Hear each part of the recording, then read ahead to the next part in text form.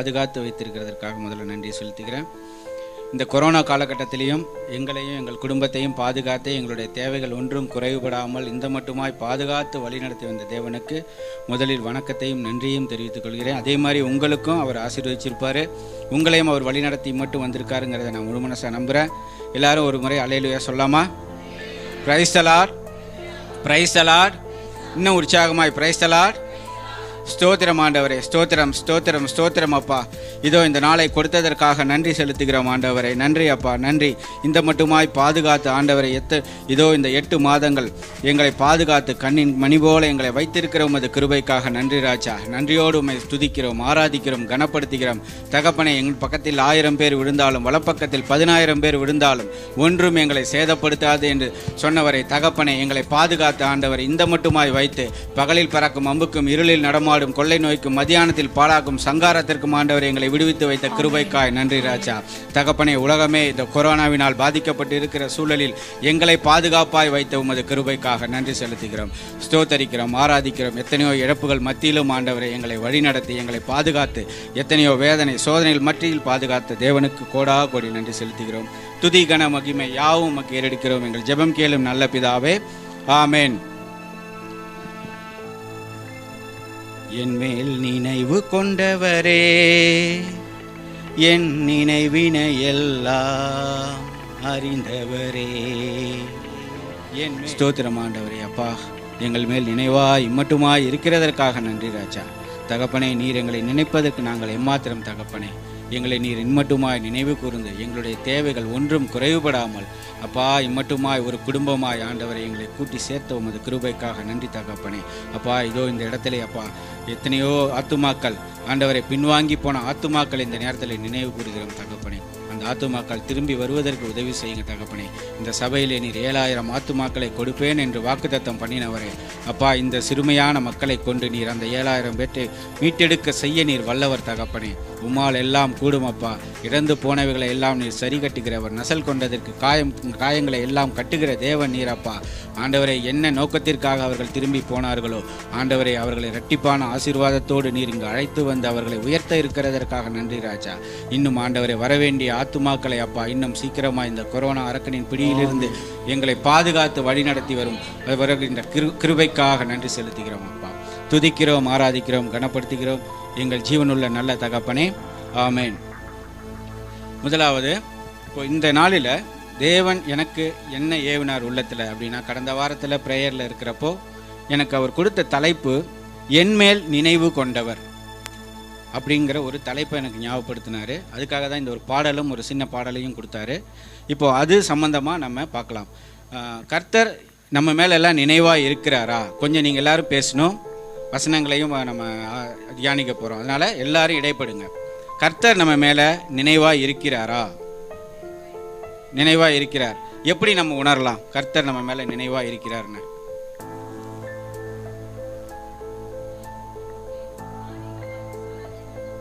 காரியங்கள்லாம் வாய்க்க செய்கிறதுனால நம்ம அப்படி சொல்கிறோம். சரி, காரியங்கள் வாய்க்கல, அப்போது கர்த்தர் நினைவாக இல்லைன்னு அர்த்தமா?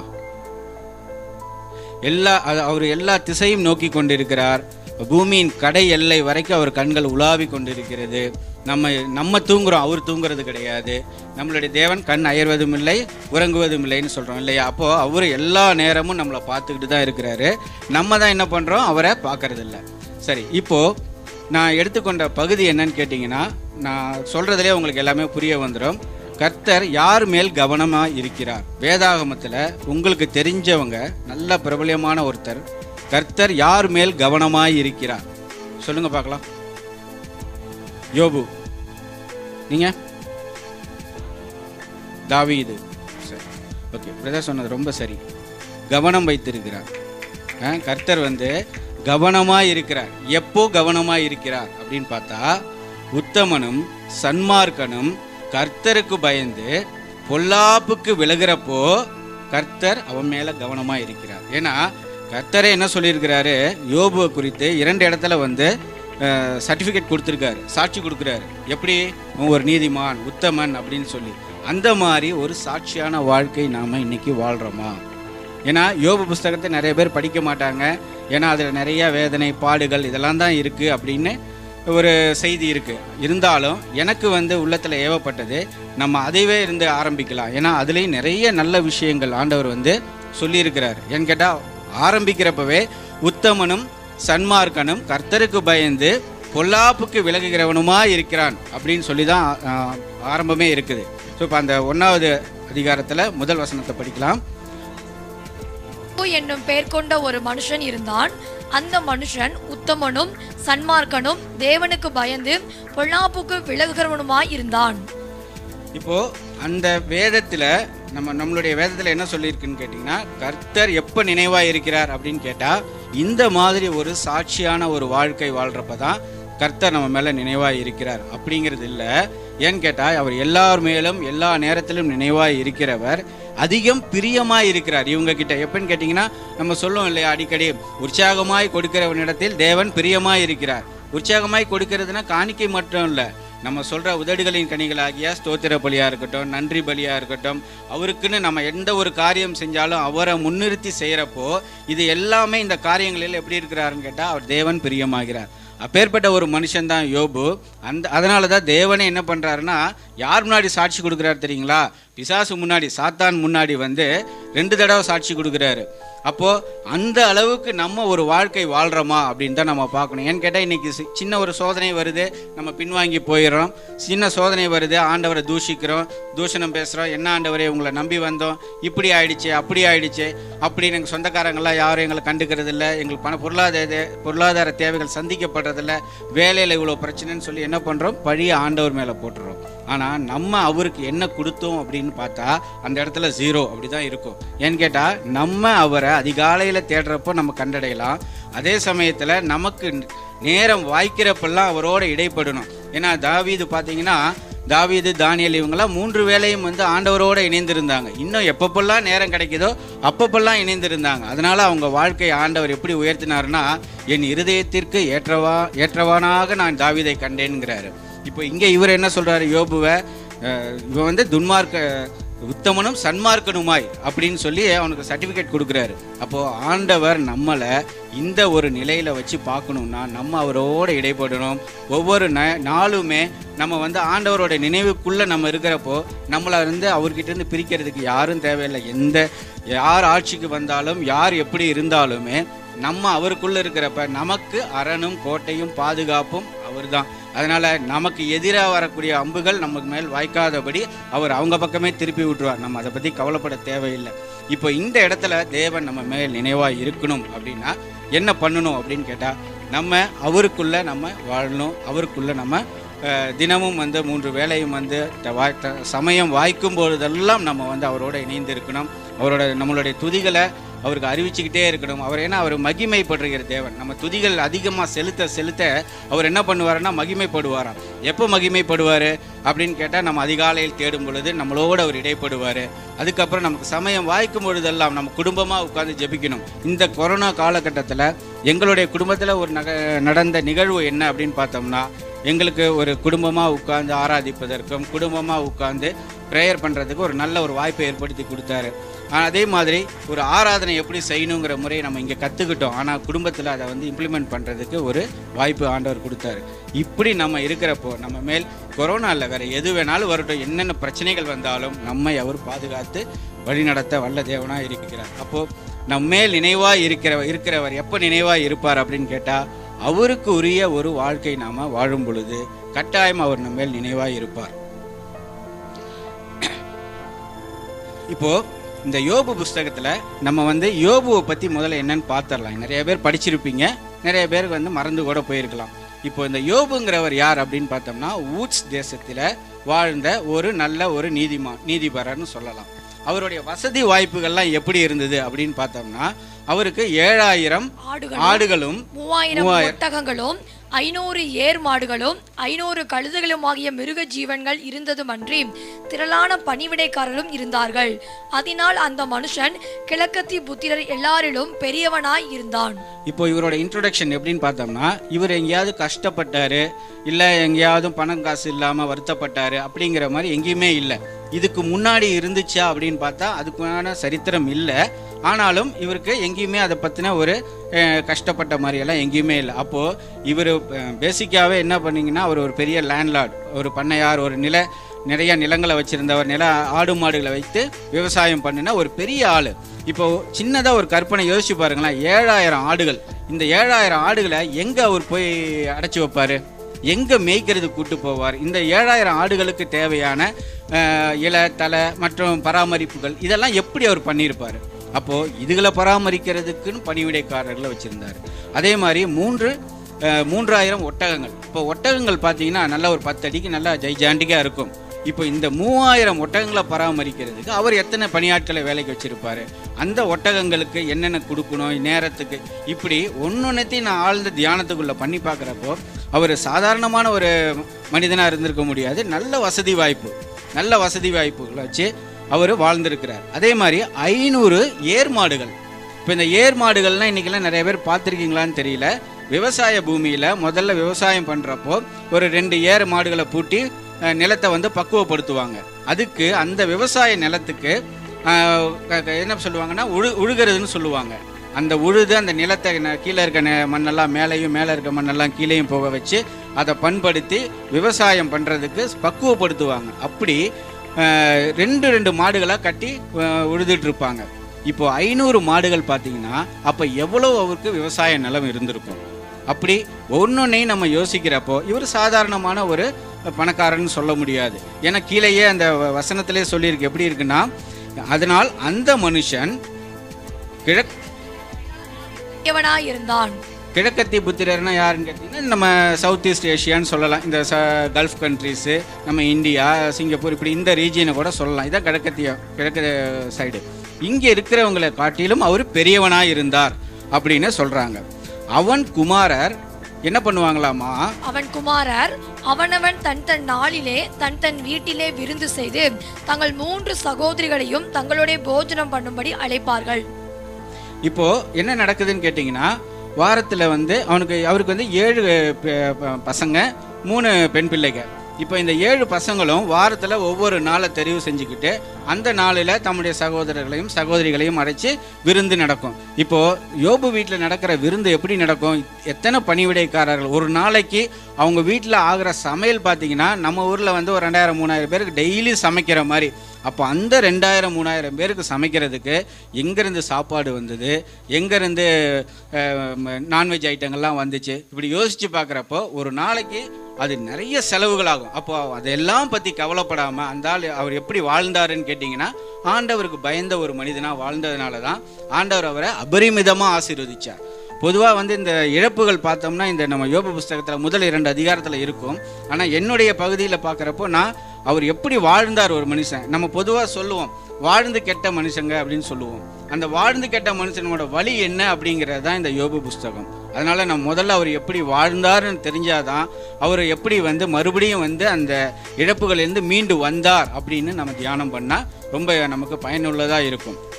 இப்போது விருந்து செய்கிற அவரவருடைய நாள் முறை முடிகிற போது யோபு, ஒருவேளை என் குமாரர் பாவம் செய்து தேவனை தங்கள் இருதயத்திலே தூஷித்திருப்பார்கள். அதாவது இது என்னன்னு கேட்டோம்னா ஒரு அட்வான்ஸான பயம்னு சொல்லலாம். எப்படின்னு கேட்டால், நான் தப்பு செய்ய மாட்டேன், ஆனால் ஒருவேளை என் பசங்க எல்லாம் ஒன்றா கூடி பேசிட்டு அரட்டை அடிச்சிட்டு இருக்கிறப்போ ஒருவேளை அவங்கள மறந்து ஏதாவது தவறான வார்த்தைகள் ஆண்டவரை பற்றி பேசியிருக்கலாம் அப்படிங்கிற ஒரு பயத்தில் என்ன பண்ணுவாராமா, அவங்க பிள்ளைங்களெல்லாம் கூப்பிட்டு சுத்திகரித்து அவருக்கு ஆண்டவருக்கு சர்வாங்க தகன பலி செய்வாராமா.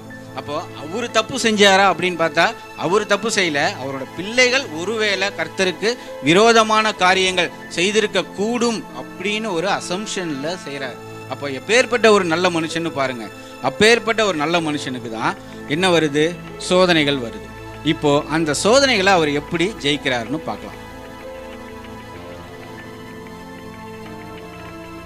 யோபு புஸ்தகத்தில் 1வது அதிகாரத்தில் 6லிருந்து 8 வரைக்கும். ஒரு நாள் தேவபுத்திரர் கர்த்தருடைய சந்நிதியில் வந்து நின்றபோது சாத்தானும் அவர்கள் நடுவிலே வந்து நின்றான். கர்த்தர் சாத்தானை பார்த்து, நீ எங்கே இருந்து வருகிறாய் என்றார். சாத்தான் கர்த்தருக்கு பிரதியுத்தரமாக, பூமியெங்கும் உலாவி அதில் சுற்றி திரிந்து வருகிறேன் என்றான். போதும். இப்போ இந்த 7வது வசனம் பார்த்தீங்கன்னா, கர்த்தர் சாத்தானை பார்த்து கேட்குறாரு, நீ எங்கே இருந்து வருகிறாய் என்றார். சாத்தான் கர்த்தருக்கு பிரதி உத்தரமாக, பூமி எங்கும் உலாவி அதில் சுற்றி திரிந்து வருகிறேன். இதில் எனக்கு பிடிச்ச விஷயம் என்னன்னு கேட்டிங்கன்னா, இப்போ நமக்கு யாராவது ஒருத்தங்களை ரொம்ப நல்லா பிடிக்கும்னா உடனே நம்மளும் அவங்கள மாதிரியே ட்ரெஸ் பண்ணுவோம், அவங்கள மாதிரியே சில காரியங்கள்லாம் செய்ய நம்ம என்ன பண்ணுவோம், முயற்சி பண்ணுவோம். அது நல்ல விஷயத்துலையும் சரி, கெட்ட விஷயத்துலையும் சரி. இங்கே பிசாசு என்ன பண்ணுறான், ஆண்டவரை பார்த்து இந்த உலாவுற காரியம் யாருக்கு ரொம்ப பிடிக்குன்னு கேட்டால் ஆண்டவருக்கு தான் பிடிக்கும். சுற்றி திரிகிற காரியம் யாருக்கு பிடிக்குன்னு கேட்டால் ஆண்டவருக்கு தான் பிடிக்கும். எப்படின்னு கேட்டிங்கன்னா, நம்ம வசனத்தில் நிறைய வசனங்கள் பார்த்துருப்போம். பிசாசு என்ன பண்ணுறான், அவனும் தன்னை மேன்மைப்படுத்திக்கிறதுக்காக அவர் நடுவில் நிற்கிறான். ஏன்னா நம் நடுவில் வாசம் பண்ணுகிறவர் யார்? அவர் தான். எங்கு 2-3 பேர் என் நாமத்தினாலே கூடியிருக்கிறீர்களோ அவர்கள் நடுவில் வாசம் பண்ணுகிறவர் அவரு தான். இவன் என்ன பண்ணுறான், தன்னையும் அப்படி ஒரு பெருமையாக மேன்மையாக காட்டிக்கணுங்கிறதுக்காக இவங்களாம் தேவபுத்திரர்களும் கர்த்தர்களும் இருக்கிற அந்த சந்நிதியில் நடுவில் நிற்கிறான். நின்னது மட்டும் இல்லாமல் என்ன சொல்கிறான்னு பார்த்தா, பூமி எங்கும் உலாவி அதில் சுற்றி திரிந்து வருகிறேன் அப்படின்னு சொல்கிறான். அப்போ பூமி எங்கும் உலாவது இவனுக்கு நடக்கிற காரியமா? பூமி எங்கும் உலாவதுன்னா என்ன? பொதுவாக நம்ம நல்லா சாப்பிட்டுட்டு திருப்தி ஆகிட்டு அப்படியே ஒரு மாடியில் அப்படியே நடப்போம், இல்லை எங்கேயாவது வழியில் நடந்து மெதுவாக ஸ்லோவாக போவோம். இவனுக்கு அப்படி டைம் இருக்கா? இவனுக்கு கொடுக்கப்பட்ட காலம் ரொம்ப கொஞ்சம். அப்போது அவன் என்ன பண்ணணும், அவன் சுற்றி திரிந்து நாயா பேயா அலையிறது தான் அவனுக்கு கொடுக்கப்பட்ட நேரம். அவன் எப்படி சொல்கிறான் ஆண்டவர்கிட்ட, கர்த்தர்கிட்ட பூமி எங்கும் உலாவி அதில் சுற்றி திரிந்து வருகிறேன். இப்போ இவன் எப்படி சுற்றி திரிவான் தெரியுங்களா? இவன் கர்ஜிக்கிற சிங்கம் போல் எவனை விழுங்கலாமோ என்று வகை தேடி சுற்றி திரிகிறவன்.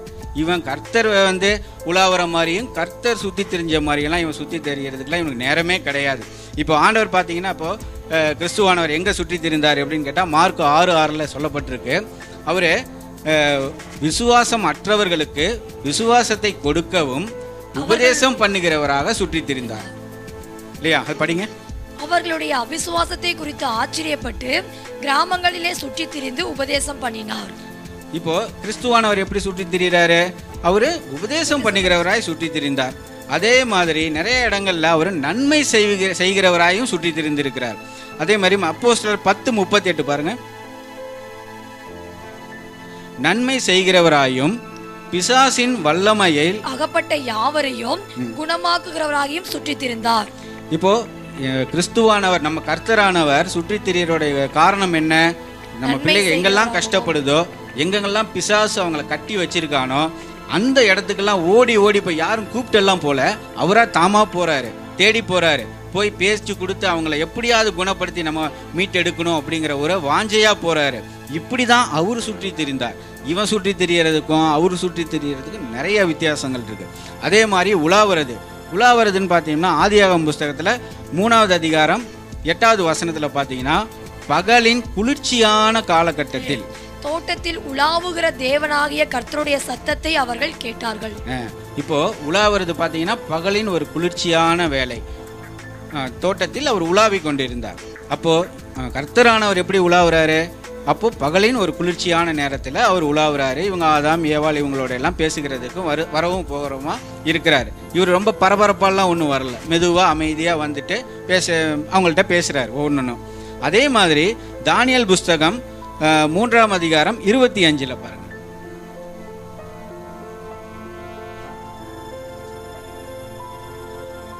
அவர் அக்கினியின் நடுவிலே அந்த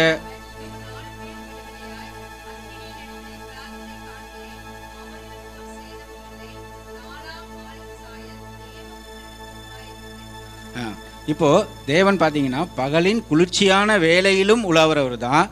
அது 7 மடங்கு சூடேற்றப்பட்ட அந்த உலையின் நடுவிலும் ஒரு அமைதியாக வாக்கிங் போயிட்டு இருக்கிறார் தான், உள்ளே நடந்துகிட்டு இருக்கிறாரு, அவங்கள்ட்ட பேசிகிட்டு இருக்கிறார். அப்படி ஒரு அப்பேற்பட்ட ஒரு தேவன் நமக்கு இருக்கிறாரு. ஆனால் இவன் என்ன பண்ணுறான், தன்னை குறித்து மேன்மை பாராட்டிக்கிட்டு அவன் என்ன பண்ணுறான், அவங்கக்கிட்ட வந்துட்டு நானும் உலாவுறேன், நானும் சுற்றி திரிந்து இங்கே உங்கள் நடுவில் நிற்கிறேன்னு சொல்லி மேன்மையாக சொல்லிகிட்டு இருக்கிறான். ஏன்னா அவன் என்னதான் அவன் சொன்னாலும் யோவான் 8:44 சொன்ன பிரகாரம் அவன் பொய்யனும் பொய்யுக்கு தகப்பனும். அவன் பொய் பேசுகிறத எங்கேருந்து எடுத்து பேசுவான், தன் சுயத்திலிருந்து எடுத்து பேசுவான். ஏன்னா இப்போ ஆண்டவர் பேசுறது அவருடைய இருதயத்திலிருந்து பேசுவார். ஆனால் இவன் பேசுறது இன்னைக்கு ஒன்று பேசுவான், நாளைக்கு ஒன்று பேசுவான். அப்போது இவன் பொய்யும் பொய்யுக்கு பிதாவுமாய் இருக்கிறான். அப்போது நம்மேல் நினைவாக இருக்கிறவர்கிட்ட நம்மளை பற்றி குத்தம் சொல்கிறது அவனோட வேலை. அதனால் நம்ம எப்படி இருக்கணும், நம்ம ரொம்ப கேர்ஃபுல்லாக ஆண்டவரோட எல்லா நேரத்திலும் நம்ம இடைப்பட்டுக்கிட்டு இருக்கிறப்போ ஆண்டவர் நமக்கு பாதுகாப்பை கொடுப்பார். இப்போ இந்த இடத்துல வந்து பார்த்தோம்னா தேவபுத்திரர் எப்படி இருப்பாங்க, ஏன்னா இப்போ நமக்கு இங்கே சொல்லியிருக்கு இல்லையா, தேவபுத்திரர்களும் கர்த்தருடைய சந்நிதியில் வந்து நிற்கிறாங்க அப்படின்னு சொல்கிறப்போ தேவபுத்திரர்னா யார் தெரியுமா? தேவபுத்திரர் அப்படின்னா நம்ம பொதுவாக சொல்லலாம் தேவனுடைய பிள்ளைகள் தேவபுத்திரர் அப்படின்னு சொல்லுவோம். சில சின்ன சின்ன குறிப்புகள் அங்கங்கே இருக்குது. எப்படின்னு கேட்டோம்னா கிறிஸ்துவின் சாயலுக்கு ஒப்பானவர்கள். இப்போ தான் நம்ம தானியேல் புஸ்தகம் 3:25 பார்த்தோம் இல்லைங்களா, அதில் எப்படி இருந்தாங்கன்னா தேவபுத்திரருடைய சாயலுக்கு ஒப்பாய் யார் இருந்தாங்களா? அந்த நாலாவது ஒருவர் உள்ள நடமாடிட்டு இருந்தார் இல்லையா, உலாவிட்டு இருந்தார்ல, அவர் எப்படி இருந்தாராமா? தேவபுத்திரர்களுக்கு ஒப்பாய் இருந்தார். இப்ப சொன்னது யாரு? அங்க வேலை செஞ்சுட்டு இருந்த அந்த கொண்டு போய் உலையில போட்ட ஆளுக உள்ள போட்டோன்னா அவன் எப்படி இருக்கான்னு பார்க்க அந்த சொன்ன சேனாதிபதிகள் வேலையாட்கள் யாராவது தான். அவன் கடவுளை பார்த்துருக்கானா? பார்த்துருக்க வாய்ப்பு இல்லை. அப்போ அவனுக்கு எப்படி தெரியும் தேவபுத்திரரின் சாயலுக்கு ஒப்பானவர் உள்ள ஒருத்தர் இருக்கிறாருன்னு? அவனுக்கு சாதாரணமாக ஒரு மனிதன் இப்படி தான் இருக்க முடியுங்கிற ஒரு கணிப்பு நமக்கு இருக்குது. அப்போது இதெல்லாம் தாண்டி அந்த அக்கினி நெருப்புக்குள்ளே ஒருத்தர் வந்து நல்ல ஒரு அழகான்னு சொல்லலாம், நல்ல தேஜஸாக இருக்கலாம், ரொம்ப பிரகாசமான ஒரு ஒளி கொண்டவராக அங்கே ஒருத்தர் உலாவறதை பார்த்துட்டு அவன் சொல்லியிருக்கான் தேவபுத்திரோடைய சாயலுக்கு ஒப்பா ஒருத்தர் உலாவிட்டு இருக்கிறாருன்னு சொல்கிறான். ஆனால் பொதுவாக உலகத்தில் வந்து என்ன சொல்கிறாங்கன்னா தேவபுத்திரர்கள்லாம் எப்படி இருப்பாங்களாம்? கிறிஸ்துவின் சாயலுக்கு ஒப்பா தான் இருக்க முடியும். அவன் கிறிஸ்துவை பார்த்ததில்லை, அதனால அவனுக்கு தெரியாது. அதனால அவன் இப்படி சொல்கிறான் தேவபுத்திரருடைய சாயலுக்கு ஒப்பான ஒருத்தரை நான் பார்த்தேன்னு. ஆனால் தேவபுத்திரர்கள்லாம் யாருன்னு கேட்டால் கிறிஸ்துவை ஏற்றுக்கொண்டவர்கள், கிறிஸ்துவை நாவினாலே அறிக்கையிடுகிறவர்கள், ரட்சிக்கப்பட்டவர்கள், கிறிஸ்துவுக்கென்று கடைசி வரை தன்னுடைய உயிரை கொடுத்து இரத்த சாட்சியாக மரித்தவர்கள், இப்படி எத்தனையோ பேரை சொல்லலாம். இவர்கள் இருக்கிற ஒரு சபையில் கர்த்தருக்கு முன்னாடி இவன் நம்மளை பற்றி பேசுறதுக்கு அவனுக்கு என்ன ஒரு துணிகரம், அந்த தைரியத்தை அவனுக்கு யார் கொடுத்தது அப்படின்னு கேட்டால் கர்த்தரே சில காலம் அவனை அனுமதிக்கிறார். எதுக்காக அனுமதிக்கிறாரு? அவனுடைய வேலை இன்னும் வரவில்லை. ஏன்னு கேட்டால் அந்த 1000 வருட அரசாட்சி வரணும், அதுக்கப்புறம் அவனை கொண்டு போய் நிரந்தரமான நரகத்தில் தள்ளணும். அப்போ நரகமும் இன்னும் திறக்கப்படலை. அவன் என்ன பண்ண முடியும்? இப்போ ஒருத்தனுக்கு போகிறதுக்கு இடம் இல்லை. இந்த ஊரில் திருப்பூரில் அவன் வீட்டை விட்டு துரத்திட்டாங்க. அவன் எங்கே போவான்? எப்படி இருப்பான்? நல்லா வாக்கிங் போயிட்டு இருப்பானா? ஜாலியாக இருப்பானா? திருப்தியாக இருப்பானா? சுற்றி திரிவான். எங்கே போகலாம், யார் வீட்டுக்குள்ளே நுழையலாம், எந்த வீடு திறந்துருக்கு அப்படின்னு சுற்றி திரிகிறவன் அவன். அப்போ அப்பேற்பட்ட சுற்றி திரிகிறவனுக்கு நம்ம ஏன் பயப்படணும்? நமக்குன்னு நம்ம வீட்டை வேலி அடைத்து வைத்திருக்கிறார் கர்த்தர். எப்படிங்கிறத நம்ம அடுத்த வசனங்களில் பார்க்கலாம். தானே நோக்கி என் தாசனாகிய யோபின் மேல் கவனம் வைத்தாயோ? உத்தமனும் சன்மார்க்கனும் தேவனுக்கு பயந்து பொல்லாப்புக்கு விலகுகிறவருமான அவனை போல பூமியில் ஒருவனும் இல்லை என்றார். இப்போ அது 10வது வசனம் படிங்க. நீர் அவனையும் அவன் வீட்டையும் அவனுக்கு உண்டான எல்லாவற்றையும் சுற்றி வேலியடைக்கவில்லையோ? அவன் கைகளின் கிரியையை ஆசீர்வதித்தீர், அவனுடைய சம்பத்து தேசத்தில் பெருகிற்று. இப்போ என்ன பண்ணிருக்காரு? நம்ம வந்து நடக்கிற இந்த உத்தமனும் சன்மார்க்கனுமாய் நடக்கிற இந்த யோபுவை தேவன் என்ன பண்ணியிருக்கிறாரு? அவன் வீட்டை சுற்றிலும் வேலி அடைத்திருக்கிறார். அப்போ நம்ம என்ன பண்ணணும்? நம்ம இந்த அளவுக்கு நம்ம ஆண்டவரோடு ஐக்கியமாக இருக்கிறப்போ நம்ம குடும்பத்தையும் நம்ம வீட்டையும் அவர் நிச்சயமாய் வேலி அடைத்து இருப்பாருங்கிறத முழு மனதோடு நம்ம நம்பணும். நம்ம சந்தேகத்தோடையே நம்ம பார்க்கக்கூடாது எங்கள் வீட்டுக்குள்ளே பிசாசு வந்துடுமோ. ஏன்னா நான்லாம் அப்படி இருந்தவன். ஒரு காலத்தில் வந்துட்டு எப்படி இருந்தேன்னா ரொம்ப பலவீனமாக பிசாசை கண்டு பயந்துக்கிட்டு இருந்தோம். ஆனால் இப்போது நம்ம சத்தியத்துக்குள்ளே வர ஆரம்பிச்சேன்னா பிசாசு ஒரு பொருட்டே இல்லை. ஏன்னா எனக்கு ரொம்ப பிடிக்கும் இந்த பிசாசை பற்றி கேட்குறது, யாருக்காவது இருந்துன்னா போய் பார்க்கலாம் அப்படிங்கிறது, அது எப்படி ஆடுங்கிறது. ஆனால் அவன் தான் சொல்கிறானே, அவன் தான் பொய்யுக்கு தகப்பன்னு சொல்லியாச்சு. நீ அவனை பற்றி நம்ம நினைக்கிறதுக்கு பதிலாக அந்த நேரத்தில் ஆண்டவரை பற்றி நம்ம நினைக்கிறது, அவர் செய்த கிரியைகள், ஒவ்வொரு படைப்புகளையும் நம்ம வந்து தியானிக்கலாம். அந்த படைப்புகளை தியானிக்கிறப்போ அவருடைய அதாவது ஒரு மரம்னு சொன்னால் அந்த மரத்துக்குள்ளே எத்தனை விஷயங்களை உள்ளே வச்சிருக்கிறாரு. நம்மளுடைய உடம்புகளுக்குள்ளே எத்தனையோ அற்புதமான விஷயங்களை வச்சு படைச்சிருக்கிறாரு. நம்ம உடம்பு நம்மளே குணப்படுத்திக்கிற அந்த மாதிரி ஒரு ஆற்றலெல்லாம் வச்சு படைச்சிருக்கிறாரு. நமக்கு தேவையான மெடிசனை மரங்கள்லையும் செடிகள்லையும் கொடிகள்லையும் வச்சிருக்கிறாரு. அப்படி எல்லாவற்றையுமே வைத்து படைத்த தேவனை அவர் இதெல்லாம் எவ்வளோ நாளாக யோசிச்சிருப்பார் அப்படின்னு பார்த்தா அதுக்கு நம்ம நாள் கணக்கெல்லாம் நம்ம போட முடியாது. ஏன்னா அவர் ஒவ்வொரு மிருகங்களாகட்டும் மனிதர்களாகட்டும் பூச்சி புழு இந்த இலை செடி கொடி மரம் மட்டை எல்லாத்துக்குமே அவர் ஞானமாக உட்கார்ந்து யோசிச்சிருப்பார். எவ்வளோ நாள் யோசிச்சிருப்பார்னு பார்த்தா அதெல்லாம் நமக்கு எண்ணிலடங்காத ஒரு நாட்களாக தான் இருக்கும். அப்படி நான் தியானம் பண்ணுறப்போ நம்ம ஆண்டவரை நினச்சி ஸ்தோத்தரிக்கலாம், நல்லா ஸ்தோத்தரிக்க முடியும், நல்லா ஆராதிக்க முடியும், நல்லா வந்து நம்ம வந்து ஆண்டவரோடு ஐக்கியப்பட முடியும். அப்படி இருந்த ஒரு மனிதன் யோபுவை அதே மாதிரி நம்மளும் வாழ்கிறப்போ நம்ம குடும்பத்தையும் கட்டாயம் ஆண்டவர் என்ன பண்ணுவார், வேலியடைத்து பாதுகாப்பார். அப்போ இவன் பிசாசு என்ன சொல்றான், இப்போ எனக்கு இன்னொரு கேள்வி வந்தது. இப்போ சாத்தானுக்கு யோபுவை பத்தி தெரியுமா தெரியாதா? தெரியும். அவன் எப்படி தெரியும்? ஏன்னா இங்க கர்த்தர் தான் என்ன சொல்றாரு, அவனுக்கு லீடு எடுத்து கொடுக்குறாரு. நீ பாத்தியா என்னுடைய தாசனாகிய யோபுவின் மீது கவனம் வைத்தாய். அவன் ஒன்றும் கண்டுகிட்ட மாதிரி தெரியலையே. அவனுக்கு யோபுவை நான் போய் பார்த்தேன், யோபு ரொம்ப உத்தமமா இருக்கிறான்னு அவன் ஒன்றும் சாட்சி கொடுக்கலையே. அப்போ யோபு அவங்க கவனம் வைக்கலன்னு அர்த்தமா? அப்படி கிடையாது. அவன் தான் சுற்றி திரிகிறவனாச்சு எல்லா இடத்துலையும். அவன் போவான், டெய்லியும் போவான். அப்படியே போகிற வழியில் யோபு வீட்டையும் பார்ப்பான். அப்படியே பார்த்து ஒரு பெரிய பெருமூச்சு விடுவான். இவனை ஒன்றும் என்னால் பண்ண முடியலையே, சரி நாளைக்கு பார்ப்போம் அப்படின்ட்டு அவன் டெய்லியும் போயிட்டு தான் இருப்பான். ஏன்னு கேட்டால் அவன் சொல்கிறது எதுவுமே உண்மை கிடையாது. அவன் பொய்யின் தகப்பன். அப்போது பார்த்துருப்பான், கர்த்தர் முன்னாடி நான் பார்க்கல அப்படின்ற மாதிரி போய் சொல்லுவான். எது வேணாலும் சொல்லலாம் நம்ம.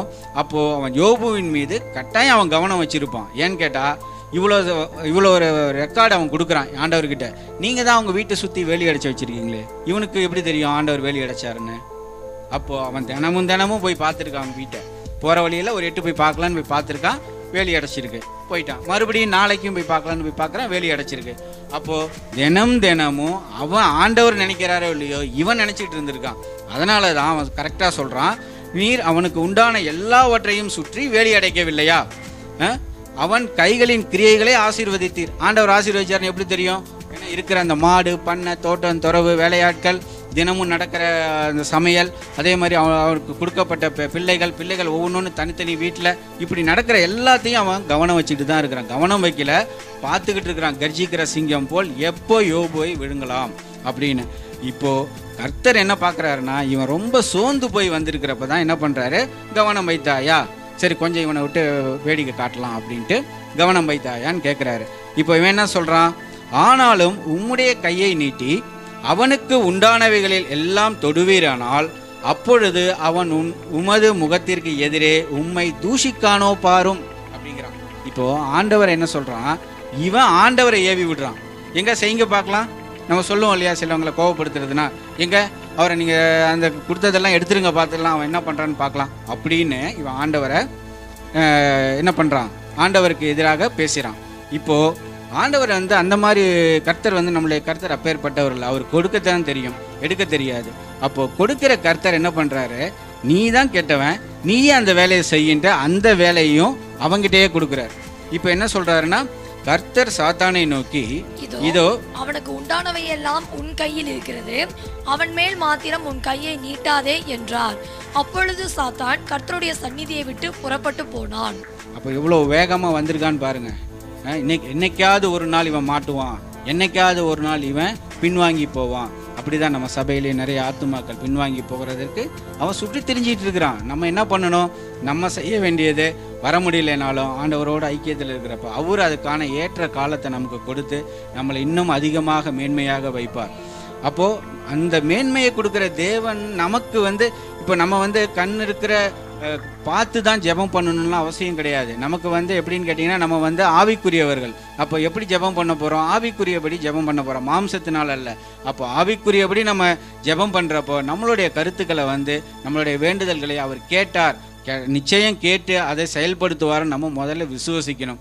விசுவாசம் இல்லாத ஜெபம் ஆண்டவருக்கு அருவருப்பானது. அதனால் முதல்ல விசுவசிக்கணும். அந்த விசுவாசத்தில் நம்ம நிலைச்சி நிற்கணும். முடிவு பரியந்த முறை யார் நிலை நிற்கிறாங்களோ அவர்களே ரட்சிக்கப்படுவார்கள்னு சொல்கிறாரு. அப்போது நம்ம விசுவாசத்தை காத்து கொள்ளணும். இப்போது யோபு என்ன பண்ணுறாரு அப்படின்னு கேட்டால், இப்போ சாத்தான் அடுத்த நேராக அதாவது ஒவ்வொரு நாளில் ஒன்றுனா பண்ணுறான். என்ன பண்ணுறான், அவருக்கு உண்டான சொத்துக்கள், ஆடுகள், மாடுகள், ஒட்டகங்கள், இப்படி எல்லாத்தையுமே என்ன பண்ணுறான், எடுத்து பிடுங்கி போட்டுறான். சரி, இது வரைக்கும் போன வரைக்கும் போகட்டும் அப்படின்னு பார்த்தா யோபுவோடைய நிலைமை இன்னும் அதிகம் மோசமாகுது. எப்படின்னு கேட்டால், அவனுக்கு இது வரைக்கும் நம்மளுடைய சொத்துக்கள் தான் போச்சு, பரவாயில்ல மேனேஜ் பண்ணிக்கலாம் அப்படின்னு நினைக்கிறப்போ அவனுடைய இரத்த சம்பந்தமான பிள்ளைகள் இறந்து போகுது. ஒரே நேரத்தில் ஒரு பெரிய காற்று அடித்து அந்த வீடெல்லாம் இடிஞ்சு நெருப்பு பிடிச்சி என்னாகிறாங்க, அவருடைய பிள்ளைகள் எல்லாம் இறந்து போகிறாங்க. இப்போ யோபுவோடைய நிலைமை என்ன? என்னைக்காவது நம்ம இதை பற்றி யோசிச்சிருக்கோமா?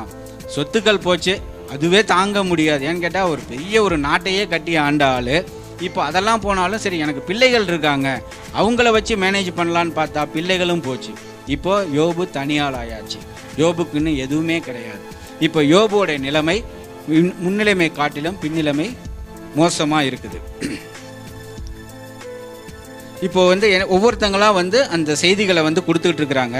இப்போ யோபு என்ன செய்வார் அப்படின்னு பார்த்தா நம்ம என்ன செய்வோம்? முதல்ல நம்மளை இந்த யோபுவோட நிலைமையோடு ஒப்பிட்டு பார்ப்போம். இப்போ இந்த கொரோனா காலகட்டத்தில் நிறைய பேருக்கு வேலை இல்லை, நிறையா பேர் வந்து என்ன பண்ணோமோ என்ன செய்ய போகிறோன்னு தெரியல, ஆர்டர்ஸ் இல்லை, அதே மாதிரி ப்ராஜெக்ட்ஸ்லாம் சரியாக இல்லை. இப்போ என்ன செய்ய போகிறோம்? நம்ம நிலைமை என்ன? இதுதான் யோபுவின் நிலைமை தான் நம்ம வாழ்க்கை. ஏன் இந்த டாபிக் இன்றைக்கி எனக்கு பிடிச்ச மாதிரி எடுத்தேன்னா இது இன்றைய காலகட்டத்துக்கு அப்படியே ரொம்ப ஆப்டாக செட் ஆகுது. அப்போது என்ன நம்ம செய்ய போகிறோம்? இப்போ யோபுவை போல் நாம் மாற போகிறோமா, இல்லை ஆண்டவரை தூஷித்து நம்ம மறுபடியும் திட்டிட்டு பழைய வாழ்க்கைக்கு போக போகிறோமா? இப்போ யோபு என்ன செஞ்சார் அப்படின்னு பார்க்கலாம். எல்லா காலத்திலும் ஸ்தோத்தரிச்சார், எல்லா காலத்திலும் ஸ்தோத்தரிச்சார். நம்ம அந்த மாதிரி செய்ய முடியுதா? இது வந்து சும்மா எல்லாருமே நானும் ஆண்டவரை ஸ்தோத்தரிக்கிறேன்னு வாய் சொல்லும், மனசு சொல்லுமா? இவ்வளோ பிரச்சனைகளை வச்சுக்கிட்டு எல்லாம் போயிடுச்சு அப்படிங்கிற ஒரு சூழலில் நம்ம வாய் பேசுமா? இருதயத்தின் நிறைவு தான் வாய் பேசும். இருதயத்தில் குறைவு இருந்தால் வரவே வராது, எதுவுமே வராது. அப்போது இவருக்கு என்ன இருதயத்தில் நிறைவு இருந்துச்சு யோபுக்கு. ஏன்னு கேட்டால் யோபுக்கு நல்லா தெரியும், இதெல்லாம் தேவன் கொடுத்தார், தேவன் எடுத்துக்கிட்டார். நான் தாயின் கர்ப்பத்திலே நிர்வாணியாய் வந்தேன், அதே மாதிரி நிர்வாணியாய் அவருக்கு திரும்புவேன் அப்படிங்கிற இந்த உலக நடப்பு அவர் நல்லா புரிஞ்சு வச்சிருக்கிறார். இது நடந்த கதை, இந்த சம்பவம் எத்தனையோ வருஷத்துக்கு முன்னாடி நடந்துச்சு. ஆனால் இன்னைக்கும் இந்த கதைகளில் இருக்கக்கூடிய விஷயங்கள் ஒரு மேற்கோள் காட்டக்கூடிய குறிப்பாக தான் இருக்குது. எப்படின்னு கேட்டால் கர்த்தர் கொடுத்தார், கர்த்தர் எடுத்தார். இதில் எனக்கு என்ன பெருமை இருக்குது? நம்ம சொல்லுவோம் இல்லையா, மேய்க்கிறது எருமை, இதில் என்ன எனக்கு பெருமை அப்படிங்கிற மாதிரி. அது மாதிரி கர்த்தர் கொடுத்தாரு, கொடுக்குறப்ப நான் நல்லா மேய்ச்சேன், நல்லா வாழ்ந்தேன், நல்லா வசதியாக இருந்தேன். இப்போ அவரு எடுத்துட்டாரு, இதில் வந்து எனக்கு ஒரு பெருமையும் கிடையாது அப்படின்னு என்ன பண்ணுறார்? தன்னை தாழ்த்துறாரு. இப்போ ஆண்டவர் முன்னாடி என்ன செய்கிறாருன்னு கேட்டால் அவரோட சால்வையெல்லாம், அதாவது அவங்களுடைய வழக்கம் அது, ஆண்டவர் முன்னாடி எப்படி பணியணுங்கிறப்ப அவருடைய சால்வையை கிழிச்சிக்கிட்டு அவரோட தலையை மொட்டையடைச்சிக்கிட்டு குனிந்து பணிந்து ஆண்டவருக்கு ஸ்தோத்திரம் செலுத்துகிறார். இந்த மனநிலை நமக்கு இருக்கா? நம்ம குடும்பத்தில் ஒரு சின்ன கஷ்டம் வந்துருச்சு, உடனே என்ன பண்ணுவோம்? ஆண்டவர் முதல் ஆள் அவரு தான், வேறு யாரையும் தெரியாது நமக்கு. அவரை திட்டுவோம், அவரை தூஷிப்போம், உனக்கு நான் இதை செஞ்சேனே அதை செஞ்சேனே. அப்போ நம்ம ஆண்டவர்கிட்ட பிஸ்னஸ் பண்ணிகிட்டு இருக்கிறோம், கொடுத்து வாங்குறது. நான் உனக்கு இதை கொடுத்துருக்கேன், நீ இது ஏன் எனக்கு செய்யலை? அப்போ ஆண்டவர் எப்படி அதே தான் கேட்பார், நான் உனக்கு இதெல்லாம் கொடுத்தேனே, நீ ஏன் எனக்கு இதெல்லாம் செய்யலை? நான் உன்னை எப்படியெல்லாம் வைக்கணும்னு ஆசைப்பட்டேனே, நீ ஏன் உன்னை விட்டு கொடுக்கலன்னு அவரு தானே கேட்பாரு, அவரு தானே அதே பிஸ்னஸ் பண்ணுவார். அப்போது ஆண்டவர்கிட்ட நம்ம முதல்ல தாழ்த்தி இப்போ யோபு செய்த அதே மனநிலையில் நம்ம எல்லா காலத்திலும் ஸ்தோத்தரிக்கிற ஒரு மனநிலையை நம்ம எடுத்துக்கணும். ஏன்னா எதுவுமே வந்து நமக்கு நிரந்தரம் கிடையாது. இன்றைக்கி நம்ம வச்சிருக்கிற வசதி வாய்ப்பு, வீடு, வாகனம் எல்லாமே எதையும் நம்ம கொண்டு போக முடியாது அவர்கிட்ட. என்கிட்ட ஆண்டவரே இத்தனை பவுன் நகை இருக்குது, இத்தனை வீடுகள் இருக்குது, ஆண்டவரே நான் வந்திருக்கிறேன், எனக்கு கொஞ்சம் நல்லா ஏ கிளாஸ் ரூம் கொடுங்க, ஏ கிளாஸ் வீடு கொடுங்க, கேட்க முடியாது. அப்போது ஆண்டவர் என்ன பண்ணுறாரு? எல்லாரையும் சரிசமமாக தான். பிறக்கிறப்போ பணக்கார வீட்டு பையனா பிறந்து வரப்பவே பட்டு சட்டையோட பிறந்து வரான், அவனு நிர்வாணியாய் தான். இப்போ போகிறப்போ இருக்கிற எல்லாத்தையும் உருவிட்டு தான் விட்றாங்க. அந்த மோதிரம் நகை எல்லாம் போட்டிருந்தாலும் அந்த குழிக்குள்ளே வைக்கிறப்ப இல்லை எரிக்க போகிறப்ப என்ன பண்ணுறாங்க? எல்லாத்தையும் பிடிங்கிட்டு தான் விட்றாங்க. அப்போது எதுவும் நிரந்தரம் இல்லை, இந்த உடம்பும் நிரந்தரம் இல்லை. அப்போது இதை உணர்ந்த இந்த யோபு உடனே தன்னை தாழ்த்தி ஆண்டவர்கிட்ட என்ன பண்ணுறாரு? கர்த்தர் கொடுத்தார், கர்த்தர் எடுத்தார் என்றார். இவைகள் அதை விட கடைசியா முக்கியமான ஒரு விஷயம், இவைகள் எல்லாவற்றிலும் யோபு பாவம் செய்யவும் இல்லை, தேவனை பற்றி குறை சொல்லவும் இல்லை. அப்போ தேவனை பற்றி குறை சொல்றது அப்போ அப்படின்னு ஒன்று இருந்திருக்கு. இப்போ தேவனை பற்றி ஆவுன்னா குறை சொல்றது இருக்கு. இன்னைக்கு நான் கேட்டேன் நடக்கல, என் கஷ்டத்துக்கு கேட்டேன் நடக்கல, உடனே நான் என்ன பண்ணிட்டேன்? நான் பின்வாங்கி போயிட்டேன். அப்படியெல்லாம் கிடையாது. நம்ம எல்லாத்துக்கும் கடவுள் ஒரு காரியமாக தான் ஒரு காரியத்தையும் செய்கிறார். நம்ம அவசரத்துக்கெல்லாம் அவர் ஓட மாட்டார், நம்ம தான் அவருக்காக பொறுமையாக காத்திருக்கணும். ஏன்னா காத்திருக்கிறதுல தான் வந்து அவர் நிறைய விஷயங்கள் நம்மளோட பகிர்ந்துக்க முடியும். ஏன்னா தாவீது பார்த்தீங்கன்னா ரொம்ப நாள் காத்திருந்தார். கிட்டத்தட்ட 150 சங்கீத புஸ்தகத்தில் இருக்குது. அவர் பார்த்தீங்கன்னா அவரோட எவ்வளோ நாள் காத்திருந்திருப்பார், எத்தனை நாட்கள் அந்த பாடல்கள்லாம் அவர் ஆண்டவர் கொடுத்துருப்பார், எத்தனை சூழ்நிலைகள் எல்லாம் கொடுத்து இந்த பாடல்களை நமக்கு கொடுத்துருப்பார். அப்போது காத்திருப்பு ரொம்ப அவசியம். ஏன்னா இப்போ வந்து நம்ம கிறிஸ்மஸ் காலகட்டத்தில் இருக்கிறோம். இப்போ காத்திருப்பு கூட்டம்னு வேணும். ஏன்னா ஆண்டவர் இதுவரைக்கும் செய்த 2020 செய்த எல்லா கிருபைகளும் எல்லா காரியங்களுக்காக நம்ம நன்றி செலுத்துகிறோம். அதே மாதிரி வர இருக்கின்ற 2021 இதுக்கும் நம்ம வந்து ஆண்டவரோட சமூகத்தில் காத்திருந்து எத்தனையோ ஆபத்துகள்னு எத்தனையோ கொரோனா வைரஸ் மாதிரி நிறையா வருதுன்னெலாம் சொல்கிறாங்க. அதை பற்றி நமக்கு கவலை இல்லை, வரட்டும். ஆண்டவர் நம்மளை வெளியடைத்து பாதுகாத்து கொள்வார். இதில் எப்படி பாதுகாத்தாரோ அதே மாதிரி நம்மளையும் வெளியடைத்து பாதுகாத்து. ஏன்னா இதுக்கு உதாரணம் எப்படின்னு கேட்டால் என்னையே சொல்லலாம். ஏன்னா எங்கள் வீட்டு பக்கத்தில் ஏற்ற வீட்டில் அங்கே இங்கே எல்லா இடத்துலையும் கொரோனா. ஆனால் எங்களை அவர் மேன்மையாக பாதுகாத்தார். எங்களுக்கும் ஒரு கொரோனா வந்துட்டு போச்சானலாம் எனக்குலாம் தெரியாது. ஆனால் அது வந்துட்டே போயிருந்தாலும் எங்களுக்கு அதை பற்றி கவலை இல்லை. எந்த ஆஸ்பத்திரிக்கும் போகல. எங்களுக்கு அது இருமல் சளி காய்ச்சல் வந்துச்சு, அவ்வளோதானே ஒழிய அது கொரோனாவா வந்திருக்கலாம், வந்துட்டும் போயிருக்கலாம். ஒரு 10 ரூபா 20 ரூபா மெடிசன்லேயே எல்லாமே சரி பண்ணி. அப்போது நிறைய பேர் இன்றைக்கி வந்து லட்சக்கணக்கில் ப்ரைவேட் ஹாஸ்பிட்டலில் இடம் கிடைக்காம வெளியிலெல்லாம் படுத்து காசை கொடுத்து ட்ரீட்மெண்ட் எடுத்துகிட்டு வராங்க. ஆனால் நமக்கு எந்த செலவும் இல்லாமல் ஒரு குறைவும் இல்லாமல் நாம் எண்ணுவதற்கும் மேலாக நேர்த்தியாய் எல்லா காரியங்களையும் செய்து கொடுக்குற தேவன் நம்ம பட்சத்தில் இருக்கிறப்போ நம்ம யாரை குறித்து கவலைப்படணும்? இப்போ அந்த பயங்கள்லாம் எங்களுக்கு கிடையாது. எது நடந்தாலும், ஏன்னா என்ன உயிரோடு வைத்திருக்கிறார். இந்த போன வருஷத்தில் நடந்த ஆக்சிடென்ட் தெரியும் உங்கள் எல்லாருக்கும். அதில் என்ன பிழைக்க வச்சாருன்னா எதுக்கு பிழைக்க வச்சார்? இந்த கொரோனாவில் கொண்டு போகிறதுக்கா?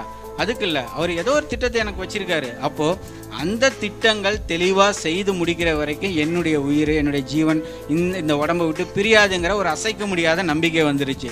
ஆனால் பிசாசு என்ன பண்ணுவான்? நம்மளை பலவீனப்படுத்த அப்பப்போ ஒரு சின்ன சின்ன வியாதிகளை கொடுத்து உடனே அதுக்கு பலவீனத்தை கொடுத்து நம்மளை சோதிப்பான். அவன் சோதனைக்காரன். ஆனால் நம்ம தேவன் எப்படி என்னை எந்த இடத்துல வச்சு பார்க்கணுன்னு ஆசைப்பட்டிருக்காரோ அந்த இடத்துக்கு என்னை உயர்த்தாமல் அவர் இந்த ஜீவனை என் உடம்புலேருந்து எடுக்க மாட்டாருங்கிற ஒரு அசைக்க முடியாத நம்பிக்கையை எனக்கு கொடுத்துருக்கிறார். அப்போது இன்னைக்கு நான் இந்த இடத்துல நிற்க வைக்கிறதும், நான் நிற்பதும் நிர்மூலமாகாமல் இருப்பதும் அவருடைய சுத்த கிருபை. இந்த இடத்துக்கு நான் வரணுங்கிறதுக்கு அவர் கொடுத்த ட்ரைனிங் இந்த கொரோனாவாக கூட இருக்கலாம். இந்த கொரோனா காலகட்டத்தில் நான் ஃபேஸ் பண்ண எல்லா பிரச்சனைகளாகவும் இருக்கலாம். அதை பற்றி நம்ம என்ன பண்ண முடியாது, கவலைப்பட்டுக்கிட்டு ஆண்டவரை ஸ்தோத்தரிக்காமல் இருந்துடக்கூடாது. ஏன்னா நம்ம எல்லா காலத்திலும் நமக்கு முடியல, உடம்பு சுகவீனமாக இருக்கிறப்ப சில எக்ஸம்ஷன் வச்சுக்கலாம். ஆனால் எல்லா நேரத்திலையும் ஆண்டவரை நம்ம நினைக்கணும். ஏன்னு கேட்டால் நாம் நினைப்பதற்கும் மேலாக எண்ணுவதற்கும் மேலாக அற்புதமான காரியங்களை அவர் நடத்தி கொடுக்க வல்ல தேவனாய் நமக்கு இருக்கிறார். அதனால் நம்ம என்ன பண்ணணும்? எல்லா நேரங்களும் கர்த்தரோடு இணைந்து இருக்கணும். கர்த்தருடைய கரம் நம்மளோட இருக்குங்கிறத முதல்ல விசுவாசிக்கணும். இப்போ நம்ம ஃப்ரீயாக இருக்கிற நேரத்தில் அவரோட பேசலாம், வசனத்தின் வழியாக பேசலாம். பேசுகிறப்போ இந்த தலைப்பு அவர் எனக்கு கொடுத்த தேவன், நானும் இடையில இந்த தலைப்பெல்லாம் மாற்றலாமே, வேற ஏதாவது வைக்கலாமே அப்படின்றப்போ மனசுக்குள்ளே இது கடவுள் தான் கொடுத்தாரான்னு எப்படி தெரியும்னு ஒரு கேள்வி எனக்குள்ள. சரி மாற்றலாம், வேற ஏதாவது வைக்கலாம். கர்த்தர் பிரியமாக இருக்கிறார், கர்த்தர் அன்பாக இருக்கிறார்னு வைக்கலாம். எல்லாத்துக்கும் ஒரே கருப்பொருள் தான். என்ன? அவர் நினைவாய் இருந்தால் தான் நம்ம மேலே பிரியம் வைக்க முடியும், அன்பாக இருக்க முடியும், நம்ம மேலே கருணை வைக்க முடியும், கரம் பிடிச்சி வழி நடத்தி செல்ல முடியும். அப்போது நம்மேல் நினைவாய் இருக்கிறார் அப்படின்னா அவர் எனக்கு சொல்லியிருக்காரு, உண்மையில் நான் நினைவாக இருக்கிறதுனால தான் நான் இங்கே நிற்கிறேன். அப்போது இதே மாதிரி உங்கள் எல்லார் மேலும் அவர் நினைவாக இருக்கிறார். அப்போ நினைவாக இருக்கிறதுக்கு நம்ம பாத்திரவான்களாக நம்ம தினம் நம்ம என்ன பண்ணணும்? நம்மளை யோசித்து பார்த்து நம்மக்கிட்ட இருக்க குற்றம் குறைகள் எல்லாத்தையும் ஆண்டவர்கிட்ட ஒப்பு கொடுத்துட்டு, ஏன்னா நம்ம பலவீனமான பாண்டம், இந்த பலவீனமான பாண்டத்தை வச்சுக்கிட்டு ஆண்டவர்கிட்ட ரீச் பண்ண முடியாது. அது அவருக்கு நல்லா தெரியும். ஏன்னு கேட்டால் இவர் கேட்குறாரு, நம்ம பேதுரு கேட்குறாரு, என்ன கேட்குறாரு? இது எங்களாலாம் முடியாத காரியமாச்சு ஆண்டவரேங்கிறப்ப அவர் என்ன சொல்கிறாரு? உன்னால் முடியாதுன்னு எனக்கு தெரியும், ஆனால் இது தேவனால் கூடும். ஏன்னா இவர் சொல்கிற எல்லா விஷயங்களும் நம்மளாலாம் முடியாது. ஒரு விஷயமே அடுத்தவங்க மேலே அன்பாக இருக்கணும், அதுவே முடியாது. இன்றைக்கி அன்பாக இருப்போம், வெளியில் போனோன்னா மாறிடுவோம். அப்போது இது நம்மளால் முடியாதுன்னு அது அவருக்கும் தெரியும். ஏன்னா நம்ம பலவீனமான பாத்திரம். ஆனால் அதை பலப்படுத்த உன் பலவீனங்களில் என் பலன் பூரணமாய் விளங்கும் அப்படின்னு சொன்ன தேவன் நமக்கு இருக்கிறப்போ நம்ம எதை குறித்து கவலைப்பட தேவையில்லை. இப்போது நம்ம இந்த யோபுவை போல நம்ம எப்படி இருக்க வேண்டும்? எல்லா காலத்திலும் ஸ்தோத்திரம் செய்யக்கூடிய மனநிலையோடு நாம் வாழ வேண்டும்.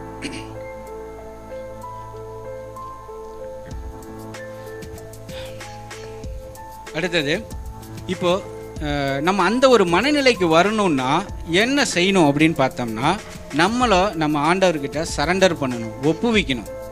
நான் ஒரு திட்டத்தை போட்டுட்டு ஆண்டவர்கிட்ட போய் அப்ரூவல் வாங்கக்கூடாது. முதல்ல அப்ரூவல் வாங்குறதுக்கு முன்னாடியே ஆண்டவர்கிட்ட போயிடணும். ஆண்டவரே, எனக்கு இது தேவை, இது உங்கள் பார்வையில் நலமாய் கண்டிங்கன்னா எனக்கு இதை செய்து கொடுங்க அப்படின்னு நம்ம கேட்குறப்போ அவர் என்ன செய்வார்? நாம் எண்ணுவதற்கும் மேலான காரியத்தை அவர் செய்து கொடுப்பாரு. நம்மளே ஒரு பிளானை போட்டு ஆண்டவர் இந்த பிளான் அப்ரூவ் பண்ணுங்கன்னு கேட்டிங்கன்னா அதில் பிளான் சரியில்லாமல் இருக்கும், இல்லை தப்பான ஒரு பிளானாக இருக்கும், இல்லை ஆண்டவர் வேற ஒரு பிளான் வச்சுருக்கலாம். அப்போது நம்ம என்ன பண்ணணும்னா டோட்டல் சரண்டர் என்ன பண்ணணும், தன் சுய புத்தியை சாயாமல். நீதிமொழிகள் 3:5 பார்த்தோம்னா என்ன சொல்லியிருக்காங்கன்னா, தன் சுய புத்தியை சாயாமல் கர்த்தர் மேல் நம்பிக்கையா இருக்கிற மனுஷன் உன் வழிகளெல்லாம் அவர் நினைத்துக்கொள், அப்பொழுது அவர் உன் பாதைகளை செவ்வைப்படுத்துவார். அப்போ நம்ம பாதைகள் செவ்வையாகணும்னா என்ன பண்ணணும்னா, நம்ம எல்லா காலத்திலும் ஆண்டவரை அண்டிக் கொண்டே இருக்கணும். சுய புத்தி, அதாவது சுயம் சொல்லும், நிறைய சொல்லும் சுயம். அப்போ அந்த சுயத்துக்கு நம்ம வந்து செத்து ஆண்டவருக்கு உரிய ஆவிக்குரிய வாழ்க்கையில் நம்ம வாழணும். அப்போது அந்த ஆண்டவரோட நம்மளுடைய ஐக்கியம் எப்பவுமே இருக்கும். ஆண்டவர் நம்ம மேல் எல்லா காலத்திலும் நினைவாக தான் இருப்பார். இப்போ யோபு 2:10 நம்ம இன்னொரு விஷயத்தை தியானிக்கலாம். நீ பைத்தியக்காரி பேசுகிறது போல பேசுகிறாய், தேவன் கையிலே நன்மையை பெற்ற நாம் தீமையை பெற வேண்டாமோ என்றான். இவைகள் எல்லாவற்றிலும் யோபு தன் உதடுகளினால் பாவம் செய்யவில்லை. இப்போ என்ன மறுபடியும் இன்னொரு விஷயம் பார்க்குறோன்னா, நன்மையை பெற்ற நாம் தீமையை பெற வேண்டாமா? இது வரைக்கும் வேதத்தில் நம்ம அப்படி நம்ம கேள்விப்பட்டிருக்கோமான்னு தெரியல. அதாவது எப்பவுமே தீமை அனுபவிச்சுட்டு இருப்போம், நம்ம நன்மை கிடைக்கும் அப்படி தான் யோசிச்சிருப்போம். ஆனால் யோபுவின் வாழ்க்கையில் ரிவர்ஸில் போகுது. எப்போவுமே ஆண்டவர் கையில் நம்ம நன்மையை பெற்றிருக்கிறோம், ஆனால் தீமை பெறுவதற்கும் நமக்கு அதிகாரம் இருக்குது, உரிமை இருக்குது. ஏன்னா எல்லாமே ஆண்டவர் கொடுத்தது தான். அப்போது அந்த தீமையை பெறுவதற்கும் நமக்கு உரிமை இருக்குது அப்படின்னு சொல்கிறாரு.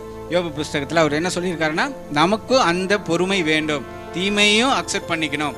ஏன்னு கேட்டால் யோபு ஒரு நல்ல ஒரு தீர்க்கதரிசி. எப்படி தீர்க்கதரிசி அப்படின்னு கேட்டால், இந்த 1ஆம் அதிகாரத்தில் என்ன சொல்லியிருக்கிறாருன்னா, கர்த்தர் கொடுத்தார் கர்த்தர் எடுத்தார் அப்படின்னு சொல்லியிருக்கிறாரு. ஆனால் யோபு 23:10 பார்த்தீங்கன்னா என்ன சொல்லுவார்னா, ஒரு தீர்க்க தரிசனம் அவரே உணர்ந்து சொன்னாரோ உணராம சொன்னாரோ தெரியாது, சோதிக்கப்பட்ட பின்பு நான் சுத்த பொன்னாக விளங்குவேன். அப்போ எப்படி, அப்போ மறுபடியும் எனக்கு நல்ல ஒரு வாழ்க்கை வருங்கிறத எப்படி அவர் உணர்ந்துக்கிட்டாரு? அப்போ பின்னாடி ஆண்டவர் என்ன சோதிச்ச பிறகு நான் எப்படி விளங்குவேன் அப்படிங்கிறதையும் ஒரு அறிக்கையாக விடுறாரு. அவர் அது உண்மையா சொன்னாரா பொய்யா சொன்னாரா தெரியாது. ஆனா அவர் வாயிலிருந்து அந்த வார்த்தையை தேவன் ஆசீர்வதிச்சார். எப்போ 42ஆம் அதிகாரம் ஃபுல்லா அவர் என்ன பண்ணியிருக்காருன்னா, அபரிமிதமாக ஆசீர்வதிச்சார். எப்படி? இரட்டைத்தனையான ஆசீர்வாதம், இழந்து போனவைகளுக்கு பதிலாக இரட்டைத்தனை. அப்போ பிசாசோடைய மனநிலை எப்படி இருந்திருக்கும்? ஒரு நிமிஷம் யோசிச்சிங்களா? இப்போ நம்ம ஒரு எதிரி முன்னாடி நம்ம ஜெயிக்கிறோம், ஜெயிச்சதுக்கு அப்புறம் முதல்ல இருந்த ஜெயிப்பு கம்மியாக இருந்தது, இப்போ 2 மடங்கு எனக்கு திரும்பி ப்ராஃபிட் வருது, 2 மடங்கா ஆதாயம் கிடைக்குதுன்னா அவன் இன்னும் எப்படியெல்லாம் அவன் சுற்றி தெரிவான்? யோசிச்சு பாருங்க. இப்போ பிசாசின் மனநிலை என்ன? அப்போது கர்த்தர் ஒரு காரியத்தை செய்கிறாருன்னா, ஏன்னா சாத்தான் அவன் கேட்கல, நான் யோபுவை போய் சோதிக்கிறேன் எனக்கு பர்மிஷன் கொடுங்கன்னு. அவனுக்கு கேட்கறதுக்கு எந்த ரைட்ஸும் கிடையாது. ஆனால் தேவன் ஒரு மனிதனை ஆசீர்வதிக்கணும்னு முடிவு பண்ணிட்டாருன்னா அவர் என்ன பண்ணுறாரு, அதுக்கு சில ட்ராமாக்கள்லாம் நடக்க வேண்டியது இருக்குது. அந்த ட்ராமாவில் நீ இவனுடைய மனநிலை எப்படி இருக்குது அப்படின்னு அவர் சோதிக்கிறார். அவன் அந்த காலத்திலையும் உத்தமமாக இருக்கிறானா, கடைசி வரைக்கும் இறுதி பரியந்தம் வரைக்கும் நிலை நிற்கிறானான்னு பார்க்கணும். ஏன்னா அவரும் அப்பப்போ கொடுத்துக்கிட்டே இருக்கிறாரு. இவன் கரெக்டாக இருக்கிறானான்னு ஒரு சின்ன டெஸ்ட் வைக்கிறாரு. அந்த டெஸ்ட்டு, சின்ன டெஸ்ட்டே இவ்வளோ பெரிய சோதனைகள். கிட்டத்தட்ட 3ஆவது அதிகாரத்திலிருந்து நமக்கு 41ஆவது அதிகாரம் வரைக்கும் பார்த்தீங்கன்னா இவர் புலம்புறாரு, பேசுகிறாரு, அப்படியா இப்படியாங்கிற. ஆனாலும் உதடுகளினால் பாவம் செய்யலாம். அப்போது புலம்பலாமா அப்படின்னு கேட்டால் ஒரு கஷ்டம் வந்துருச்சு, புலம்பலாமா? புலம்பலான்னு தான் அவர் சொல்லியிருக்கிறாரு. ஆனால் என்ன கேட்டால் புலம்புறது வேஸ்ட்டு. ஏன்னு கேட்டால் புலம்பி ஒன்றும் ஆக போகிறது இல்லை. ஏன்னா ஃபஸ்ட்டு 2 அதிகாரத்தில் எல்லாமே போச்சு, 42ஆவது அதிகாரத்தில் எல்லாத்தையும் கொடுத்து நிறைவு பண்ணிட்டாரு. எப்படின்னு கேட்டால் கர்த்தர் பேசுகிறாரு, நான் ஒரு சின்ன குருவியை படைத்தேன், காக்காவை படைத்தேன், மரத்தை படைத்தேன், செடியை படைத்தேன், இவைகளுக்கு எல்லாம் நான் சிறப்பாக நீதியாய் செய்யும் பொழுது நீ நீதிமானாய் இருக்கிற உனக்கு நீதி செய்யாமல் இருப்பேனோ அப்படின்னு சொல்லி கேட்குறாரு. அப்போது நீதியின் தேவன், அவர் நியாயாதிபதி, சர்வ வல்லவர், சர்வ சிருஷ்டிக்கும் அவர் என்னென்ன காரியங்கள் வழியாக எப்படி நேர்த்தியாக செய்யணுமோ அதை செய்ய வல்லவர். அப்பேற்பட்ட ஒரு தேவன் யோபுவை சோதிக்கிறார்னா இம்முடிவு பரியந்தத்தில் அவரை உயர்த்தாமல் இருப்பாரோ? இரட்டிப்பான ஆசீர்வாதத்தை இங்கே கொடுத்துருக்கிறாரு. யோபுவின் முன்னிலைமையை பார்க்கலாம் பின்னிலைமையை அதிகமாக ஆசீர்வதித்தார். இதில் முக்கியமான ஒரு சில பகுதிகளை மட்டும் நம்ம டச் பண்ணலாம், ஏன்னா ஃபுல்லாக எடுத்தோம்னா இங்கே நேரம் பத்தாது. இப்போ இதில் யோபு அந்த 2ஆம் அதிகாரத்தில் பார்த்தீங்கன்னா அவரோட மனைவி சொல்கிறாங்க, படிங்க யோபு 2:10. அதற்கு அவன் அப்பொழுது அவன் மனைவி அவனை பார்த்து, நீர் இன்னும் உம்முடைய உத்தமத்தில் உறுதியாய் நிற்கிறீரோ, தேவனை தூசித்து ஜீவனை விடும் என்றாள். அதற்கு அவன், நீ பைத்தியக்காரி பேசுகிறது போல பேசுகிறாய். தேவன் கையிலே நன்மையை பெற்ற நாம் தீமையையும் பெற வேண்டாமோ என்றான். இவைகள் எல்லாவற்றிலும் யோபு தன் உதடுகளினால் பாவம் செய்யவில்லை. இப்போ யோபு உண்டான எல்லாம் போயாச்சு. சொத்து, வீடு, வாசல், பிள்ளைகள், அவனுடைய எல்லாமே போயாச்சு. இப்போது கடைசியாக இருக்கிறது அவரோட மனைவி. இப்போது யோபு என்ன நினச்சிருக்கலாம், சரி எல்லாம் போயிடுச்சு, எனக்கு என்னுடைய மனைவி எனக்கு ஆறுதலாக இருப்பா, அப்போ அவள் வந்து என்ன பாதுகாப்பாக நடத்துவா, எனக்கு ஒரு ஆறுதல் சொல்லுவா அப்படின்னு நினச்சி இருக்கலாம். அப்போது அந்த நேரத்தில் தான் அந்த யோபுவோட மனைவி என்ன சொல்கிறாங்கன்னு கேட்டால், இன்னும் நீ உன்னுடைய உத்தமத்திலே உறுதியாய் நிற்கிறீரோ அப்படின்னா, யோபு அப்போ உத்தமத்தில் நிலையாக இருந்தப்போ இதே மனைவி என்ன சொல்லியிருப்பாங்க, நீங்கள் நல்ல மனுஷன், நீதிமான், அப்படி இப்படின்லாம் பேசியிருப்பாங்க. அப்போது அந்த ஆசீர்வாதங்கள் வரப்போ அந்த பெண் என்ன பேசியிருப்பாங்க, நீங்கள் செய்கிற இந்த பக்திக்காக தான் ஆண்டவர் உங்களை இப்படியெல்லாம் போஷிக்கிறாரு, உங்களை ஆசீர்வதிக்கிறாருன்னு. ஆனால் இப்போ எல்லாம் போனதுக்கப்புறம் என்ன சொல்கிறாங்க, பிசாசு அவங்களுக்குள்ளே உள்ள பூந்து என்ன சொல்கிறான்னு கேட்டால், அந்த உத்தமத்தை விட சொல்கிறான். ஆண்டவரை வாயினால் தூஷிக்கும்படியாக ஏவுறான் அந்த பெண் மூலமாக. அப்போவும் அவர் என்ன பண்ணல, நன்மை கிடைச்ச நம்ம, நன்மையை பெற்றுக்கொண்ட நம்ம தீமை பெறுவதற்கும் நமக்கு உரிமை உண்டு அப்படின்னு அதை அக்செப்ட் பண்ணிக்கிட்டு அவர் அப்பவும் வாயினால் எந்த பாவமும் செய்யவில்லை. சரி, இப்போ இதில் என்ன முக்கியமான பாத்திரம் இந்த அவங்களோட மனைவி அப்படின்னு பார்த்தீங்கன்னா, மனைவி மட்டும் இன்னும் உயிரோடு வச்சிருக்காரு ஆண்டவர். ஏன்னு கேட்டால், யாரெல்லாம் நம்மளை தூஷிக்கிறாங்களோ ஆண்டவர் அவங்க முன்னாடி நம்மளை உயர்த்துறதற்கு இந்த பெண் ஒரு சாட்சி. இதே மாதிரி அவருடைய நண்பர்கள், அது பெரிய சப்ஜெக்டு, நான் ஜென்ரலாக மட்டும் சொல்லிக்கிறேன். ஒரு 4 நண்பர்கள் நம்ம உலகத்தில் சொல்லி கேள்விப்பட்டிருக்கோம், பார்த்துருக்கீங்களா? எப்படின்னு கேட்டால், இந்த உலகம் நம்ம தாழ்ந்து போயிட்டோம்னா 4 பேர் 4 விதமாக பேசுவாங்கன்னு. அந்த 4 பேர் தான் இதுலேருந்து தான் எடுக்கப்பட்டுச்சு. இந்த உதாரணமே இங்கிருந்து தான் எடுக்கப்பட்டுச்சு. அந்த 4 பேர் யாருன்னு கேட்டிங்கன்னா, அவனுடைய நண்பர்கள். வெளியிலேருந்து வந்த ஆள்லாம் கிடையாது. அவன் நல்லா வாழ்ந்தப்போ, நீதிமானாக இருந்தப்போ, வசதியாக இருந்தப்போ அதை பார்த்து அவனோட இருந்து மகிழ்ந்து சந்தோஷப்பட்ட அந்த நண்பர்கள் இப்போ வராங்க. எப்படி அவனை பார்க்கறதுக்கு வராங்க யோபுவை. யோபு வந்து உடம்பெல்லாம் கொப்புளங்கள் கட்டிகளால் வாதிக்கப்பட்டு ஒரு ஓட்டை எடுத்து அந்த இதெல்லாம் சுரண்டிட்டு உட்கார்ந்துட்டு இருக்காரு சாம்பலில். அதை பார்த்துட்டு அவன் என்ன பண்ணுறாங்க, 4 நண்பர்கள் வந்த உடனே அவங்களுக்கு ஒரே ஷாக்கு, இப்படி ஒரு வியாதி வந்திருக்கா, இப்படி ஒரு பிரச்சனையில் இருக்கிறானான்ட்டு. ஒரு வாரம் இப்போ சாப்பிடாம கொள்ளாமல் யோபு கூடவே அவங்களும் உட்காந்து என்ன பண்ணிட்டு இருக்காங்க, உட்காந்துட்டு இருக்காங்க பொறுமையாக, என்ன தான் பண்ணலான்னு. அப்புறம் யோபு 3வது அதிகாரத்தில் பேசுகிறாரு. என்ன பேசுகிறாருன்னு கேட்டால், அவருடைய புலம்பல்கள், நான் பிறக்காமல் இருந்தால் நல்லா இருக்கும், நான் பிறந்த நாளை சபிக்கிறேன், அப்படியா இப்படியான்னு சொல்லி நிறைய பேசுகிறாரு. அப்போது அவருடைய நண்பர்கள் 3 பேர், அந்த நண்பர்கள் ஒவ்வொருத்தங்களாக வந்து என்ன சொல்கிறாங்கன்னா, ஒருவனுடைய நிலைமை தாழ்ந்து போச்சுன்னா என்ன பண்ணுவாங்கன்னா, எல்லாரும் அட்வைஸ் கொடுப்பாங்க. அது மாதிரி கொடுக்குறாங்க. ஏன்னா யோபு நல்லா இருந்தப்ப அவங்க எந்த ஒரு அட்வைஸ் கொடுத்த மாதிரி தெரியல. இப்போது நீ செய்த பாவத்துக்கு தான் உனக்கு தண்டனை கடவுள் கொடுத்துருக்கிறாரு அப்படின்னு யோபுவை வந்து என்ன பண்ணுறாங்க, தூஷிக்கிறாங்க. யோபுவை வந்து ஒவ்வொருத்தங்களும் ஒவ்வொரு பார்வையில் யோபுவை என்ன பண்ணுறாங்க, தூஷணம் பண்ணி, நீ செஞ்ச மறைவாக செஞ்ச பாவம், கர்த்தருக்கு விரோதமாய் செய்த பாவம் அப்படின்னு சொல்லி ஒன்றுன்னா அவனுக்கு சொல்லி யோபுவும் பதில் பேசுகிறாரு, நான் அப்படி பண்ணல இப்படி. அப்போது எல்லா காரியங்களும் முடிஞ்சுது. கடைசியாக இன்னொரு மனிதன், 4வதாக ஒரு மனிதன் வர்றாரு. அவருடைய நண்பர். அவர் வந்து என்ன பண்ணுறாரு, 3 நண்பர்களை கடிந்து கொள்ளுகிறார். ஏன் இந்த மாதிரிலாம் பேசுகிறீங்கன்னு சொல்லிட்டு யோபுவையும் கடிந்துக்கிட்டு அப்புறம் இப்படியாக அந்த உரையாடல் போயிட்டு இருக்குது. இதுக்கப்புறம் தான் கர்த்தர் இடைப்படுறார். என்ன இடைப்படுறார், நான் இதெல்லாம் இந்த உலகத்தை நேர்த்தியாக படைத்தேன், எல்லா உலகங்களையும் வானங்களையும் பூமியையும் ஞானமாய் படைத்த நான், இந்த சின்ன சின்ன காரியங்கள் எல்லாம் நேர்த்தியாய் செய்து வைத்திருக்கிற நான், நீ நீதிமானாக இருக்கிற உனக்கு நான் நீதி செய்ய மாட்டேனா அப்படின்னு சொல்லி பேசி கடைசியில் 42ஆம் அதிகாரம் ஃபுல்லாக பார்த்தோம்னா என்னன்னு கேட்டிங்கன்னா, அவரோட முன்னிலைமையை காட்டிலும் பின்னிலைமை அபரிமிதமாக ஆசீர்வதிக்கிறார். அது மாத்திரம் இல்லை, யாரெல்லாம் இவரை வந்து அந்த காலகட்டத்தில் நோவடிச்சாங்களோ, துன்பப்படுத்தினாங்களோ, அவங்கள என்ன பண்ணுறாருன்னா அவங்க முன்னாடி யோபு உயர்த்தணும். அதுதான் அவருடைய திட்டம். அப்போது உண்மை என்ன பொய் என்னென்னா எப்போ தெரியும்னு கேட்டால், நம்ம ஒரு கஷ்ட காலத்தில் இருக்கிறப்போ நம்மளோட யார் இருக்கிறா, நமக்கு யார் உதவுறா அப்படிங்கிறத தேவன் இந்த இடத்துல நமக்கு எடுத்து காட்டுறாரு. எப்படின்னு கேட்டால், அந்த நண்பர்களை தேவன் கடிந்து கொள்ளுகிறார். எப்படின்னு கேட்டால், நீங்கள் என்ன பண்ணல, நிதானமாக பேசல, யோபுக்கிட்ட நீங்கள் நிதானமாக பேசல, யோபு என்னை எப்படி பேசினா, அந்த மாதிரி நீங்கள் நிதானமாய் பேசல அப்படின்னு சொல்லி சுட்டி காட்டி போய் யோபுக்கிட்ட போய் எனக்காக தகன பண்ணி செலுத்தி அவனை வேண்டிக்க சொல்லு, அதை நிமித்தம் உங்கள் குற்றங்களை எல்லாம் நான் மன்னிப்பேன் அப்படிங்கிறார். அப்போது யார் பேசினாங்களோ அவங்களே நம்ம காலடியில் விழ வைக்கிறது தேவனாக்கு ரொம்ப ஈஸியான காரியம். எப்போ நம்ம ஆண்டவருக்குரிய உகந்த பிள்ளையாக, அவருடைய கவனத்துக்குள்ளே இருக்கக்கூடிய பிள்ளையாக நம்ம வாழ்கிறப்போ நிச்சயமாக தேவன் எப்பேற்பட்ட ஆளாக வேணாலும் இருக்கட்டும், அவங்க நம்ம காலடியில் விழ வைக்க அவரால் முடியும்.